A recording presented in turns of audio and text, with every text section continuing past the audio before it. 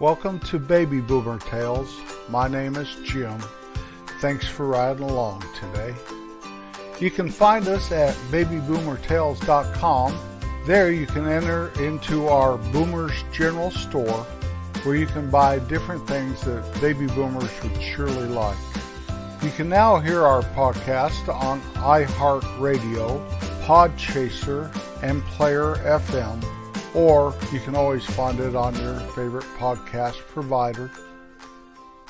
Have you ever wondered what it would be like to be an engineer on a train, or a pilot on a commercial airline, or be the guy driving that big roller on some new highway construction? There are so many different types of work that most people have no idea what that job entails.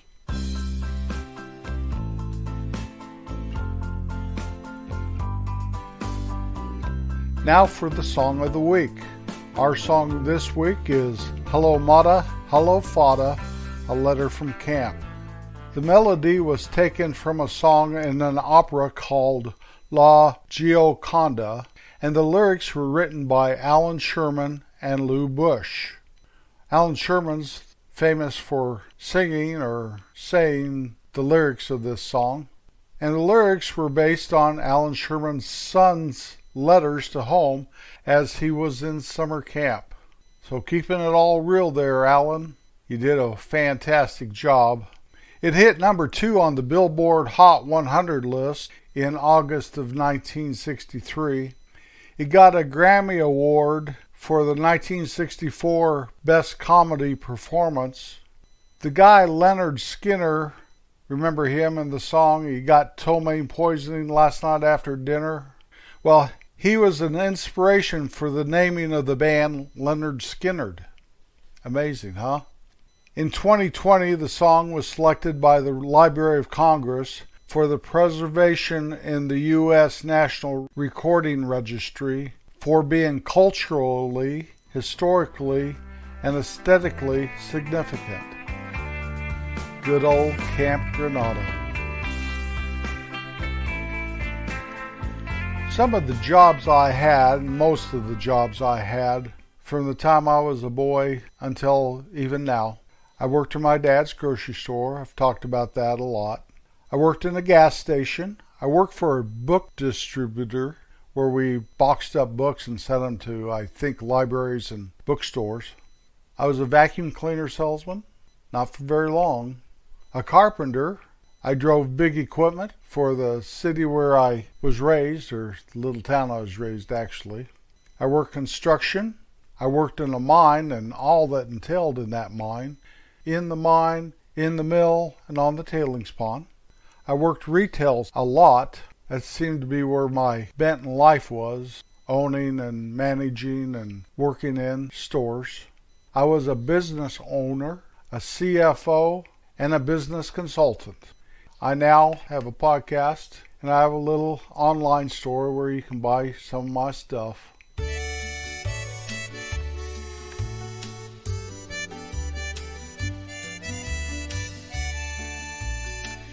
Now for the top 10 55 years ago. That is the top 10 pop songs this week in 1967. Number 10, Brown Eyed Girl, Van Morrison.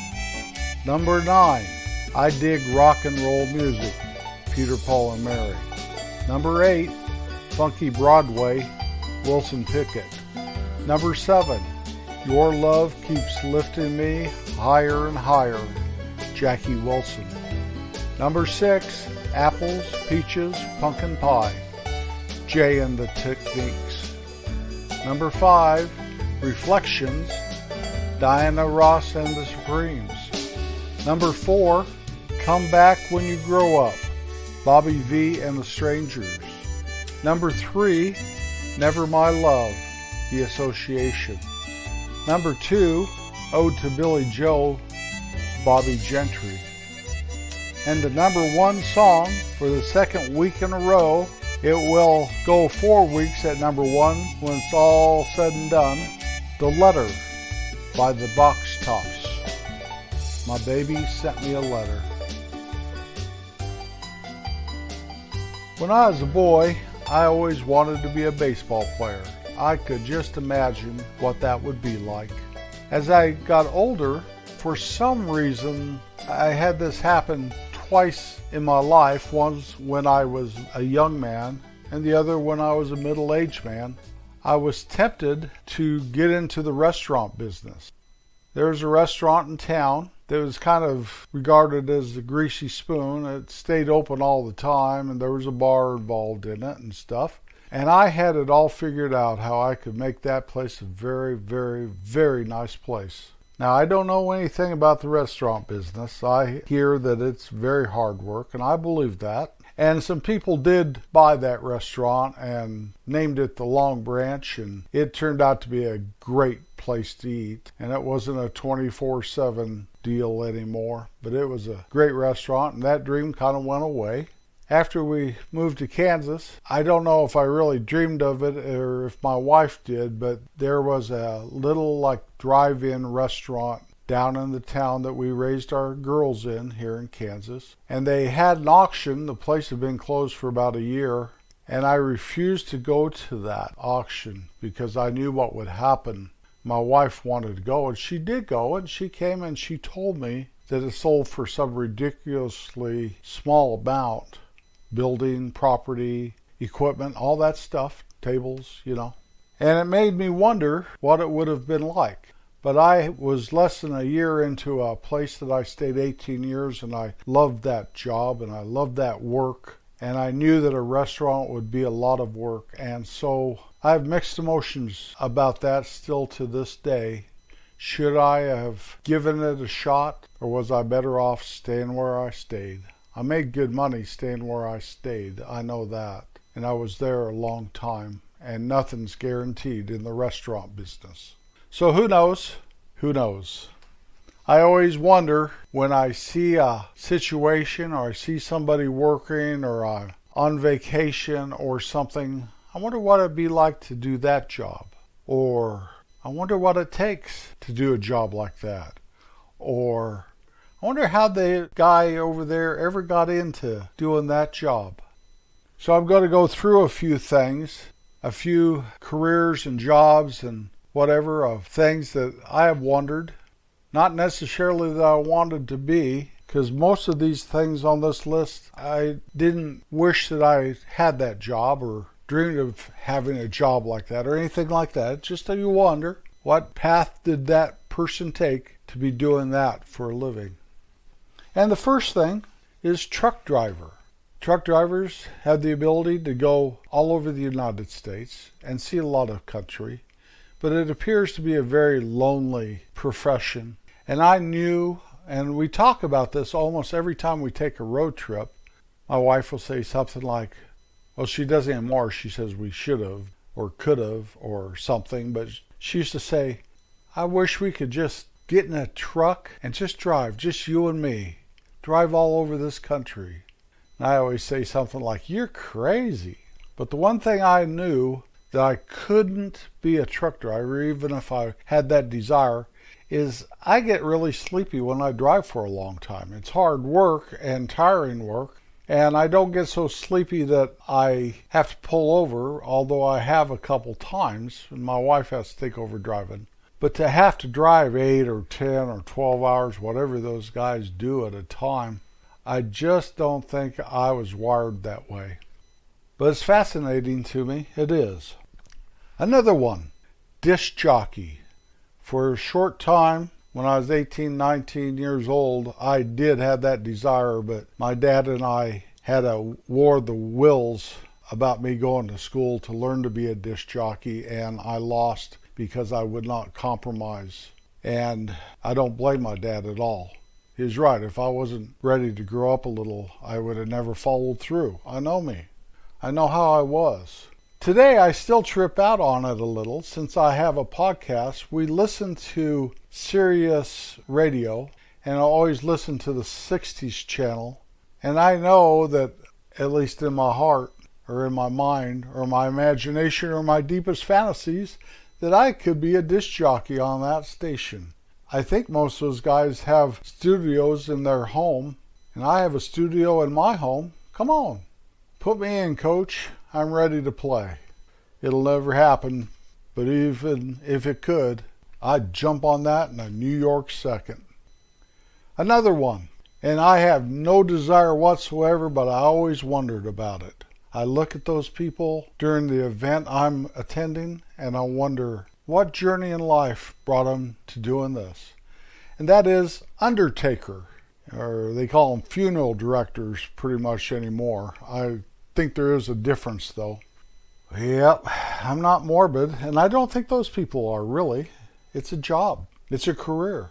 It's probably a pretty well-paying job, too.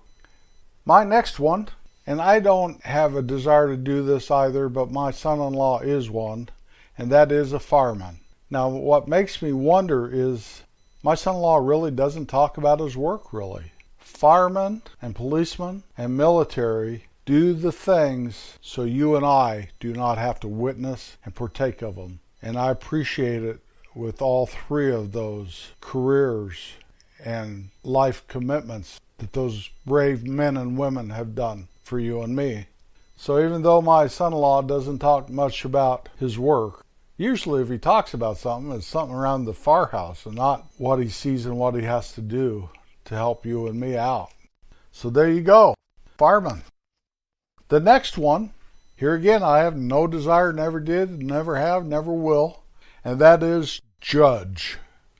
Number one, I just can't even imagine being a judge. I do admire those people, especially the ones that take it very, very, very seriously and follow the letter of the law.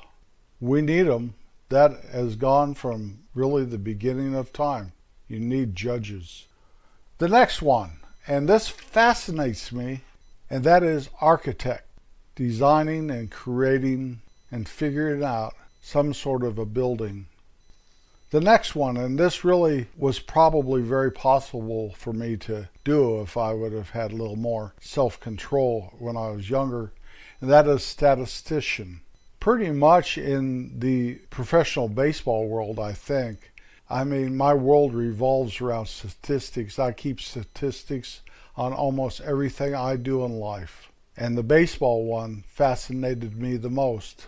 And as I played baseball when I was young, I knew that chances of me ever advancing in baseball was limited because we had no baseball in those little mountain towns when I was growing up. They do today in schools and stuff. So once Little League was over, it was done. So I really thought as I was growing up, maybe I should be either a statistician or an umpire. I could have probably done both, but umpire is not on this list because I think I know what that would be like.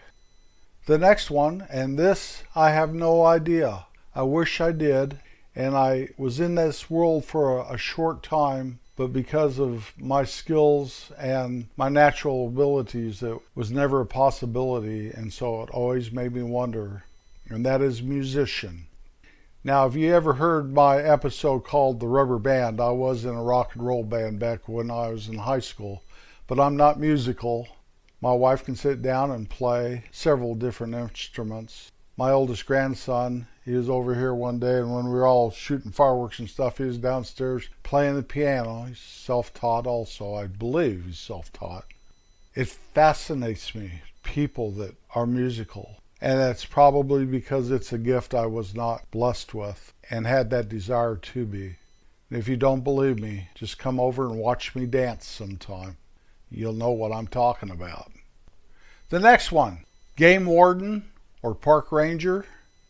I have a very good friend that got in a lot of trouble when he was young out in the woods, hunting things he had no business hunting at that time, etc. But he turned out to be a game warden. Amazing. I think it would have been a good life, and yet it might have been a lonely life there again.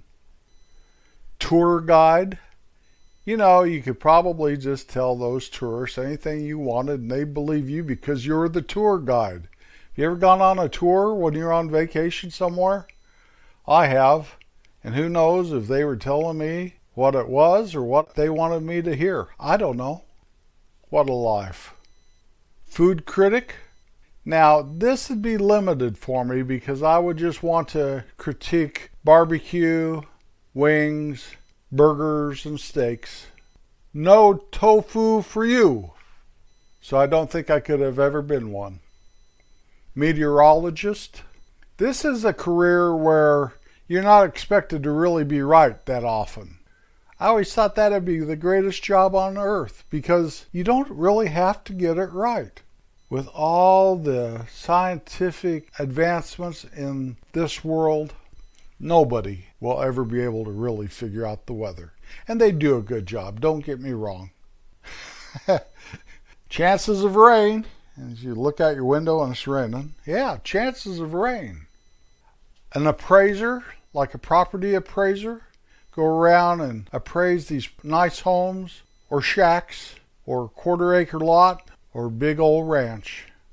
It'd be amazing to see how people live. I think that'd be a great career.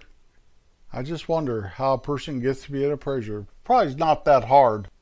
Every one of them I've ever had appraised is a little one-man outfit, and he's the boss and he's the appraiser. He's the bookkeeper. He answers the phone. And my last one, and really there was a short time that if I lived in the city, I would have become one of these. But I live a long ways from any kind of civilization whatsoever, really. So it wasn't an option, so it makes me wonder to this day.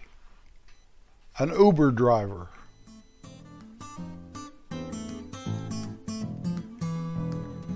Always be kind, no matter what you do.